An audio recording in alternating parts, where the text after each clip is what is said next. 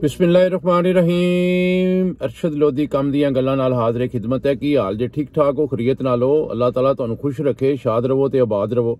ते लो तुहानू अज सुबह सुबह एक मज़ेदार ते चटपटी जी गल सुनाईए। बड़ी प्यारी गल है ते किस तरह पठान बेवकूफ़ी करके ते बहुत सारी जड़ी अपनी रकम तो हथ धो पैंदा। ते दोस्तों गल है कि खान साहब नू एक बोतल मिल गई। खान साहब ने बोतल खोली जिस वेले ते उहदे विचों जिन हाजिर होया। जिन ने जनाबे अली क्या हुक्म मेरे आका। खान साहब इस तरह हिले, उन्हें क्या है की हो गया। खान साहब परेशान हो गए जिस वेले ते जिन ने कहा कि मालक परेशान होने की गल नहीं है, हुक्म करो मैं की करना चाह तुहाडे वास्ते कर सकना। वो पठान ने हौसला करके कहा कि हाँ तू की करना चाहना, तू कौन है? उन्हें कहा मैं जिन हाँ, मैं तुहाडा गुलाम हाँ, तुसी मैनू आज़ाद कीता है ते मैनू हुक्म करो मैं तुहाडे वास्ते की कर सकना। पठान ने कहा कि जे मैं कहां कि तू एक बहुत वड्डी कोठी बना दे ते तू बना देगा? उन्हें कहा जी बिल्कुल बना देंगा। पठान ने थोड़ी देर सोचा, सोचने तो बाद कहने लगा कि एक बहुत वड्डा महल, एक कोठी इत्थे तैयार करवा। उन्हें कहा जी ठीक है। खैर जिन कोठी तैयार हो गई। जिसले कोठी तैयार हो गई ते जिन ने फिर हाजिर होया। जिन ने फिर क्या हुक्म मेरे आका।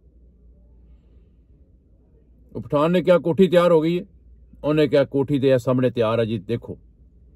पठान गया, उन्हें कोठी देखी, अंदरों बाहरों फिर के बड़ी खूबसूरत बड़ी प्यारी कोठी, जबरदस्त किस्म की कोठी बन गई।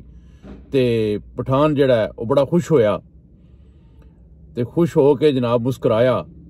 ते जिन ने कहा कि हुक्म मेरे आका, और कोई हुक्म दसो मेरे वास्ते, होर कोई हुक्म करो कि मैं होर की तुहाडे वास्ते कर सकना। पठान ने कहा कि हुण तू इस तरह कर कि इस कोठी दा मैनू चौकीदार लवा दे। हैं जी की कर कि हुण इस चौकी दा मैनू चौकीदार लवा दे। मतलब है जे पठान नू चीज़ मिली भी ते उन्हें बेवकूफ़ी करके की उहदी सोच जड़ी है उत्थे ही रही कि मैनू चौकीदार लवा दे।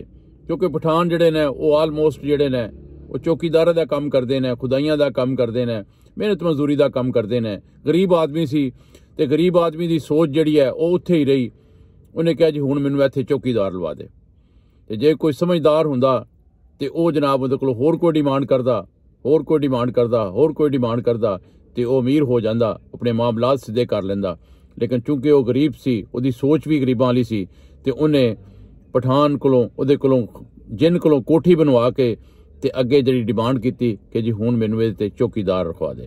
ते दोस्तों गल करन दा मतलब यह है कि गरीब आदमी जिहड़ा हुंदा है उहदी सोच भी गरीबां वाली हुंदी है। वो कदी भी फराख दिली नाल नहीं सोचदा, कदी भी उहदी सोच वड्डी नहीं हो सकदी, उहदी सोच बड़ी महदूद हुंदी है।